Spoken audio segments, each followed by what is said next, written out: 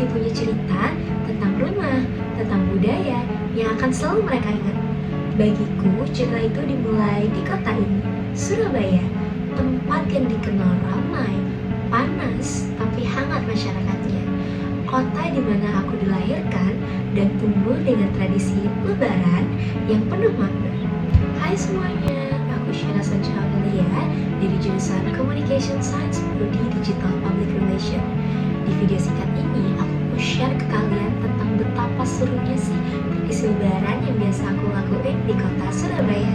Sejak kecil, saya diajarkan bahwa budaya Jawa Timur, terutama Surabaya ini kental sekali akan budaya kekeluargaannya. Nah, jadi bagi saya lebaran itu bukan hanya soal momentum hari raya, tapi juga tentang momentum di mana kita kembali ke keluarga besar. Orang tua saya juga selalu menekankan bahwa pentingnya memaafkan dan menghormati orang yang lebih tua. Bahkan dari kecil, suara takbir dan suara beduk itu sudah sangat terbiasa di telinga saya, yang membuat itu semakin memorable hingga sekarang, bahkan sampai puluhan tahun kemudian. Sekarang, keluarga saya masih menerapkan tradisi ini. Setiap lebaran, kami mengunjungi salah satu rumah keluarga untuk melakukan kegiatan halal bihalal, di mana biasanya kami bersalaman, berpelukan, dan tentunya saling meminta maaf.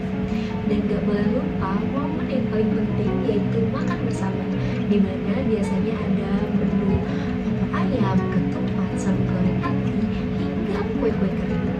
Nah, bagi kami, makanan itu bukan soal hidangan, tetapi juga tentang momen kebersamaan dan kehangatannya. Teman-teman pastinya udah tahu simbol yang lebaran banget itu apa? Bener banget, ketupat.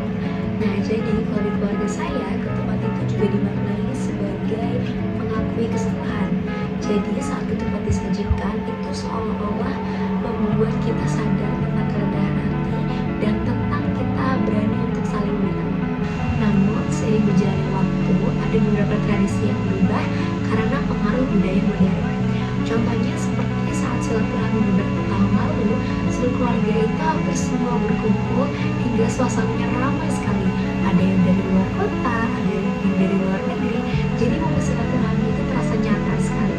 Namun seiring berjalannya teknologi dan semakin canggihnya teknologi, ada beberapa keluarga yang tidak bisa menyempatkan hadir secara langsung, jadi melakukan silaturahmi melalui video call atau chat. Namun saya percaya esensi lebaran masih tetap sama, yaitu untuk memperkuat tali persaudaraan dan tetap menjalin hubungan. Bagi saya, lebaran juga tentang perjalanan batin, seperti mengenang masa kecil, menjaga warisan keluarga, hingga beradaptasi dengan zaman. Tradisi tentu boleh berubah, tapi nilai yang diajarkan sejak kecil harus tetap abadi ya, seperti kebersamaan, saling memaafkan, dan kasih sayang. Dan itulah yang membuat lebaran di kota Surabaya ini selalu hidup di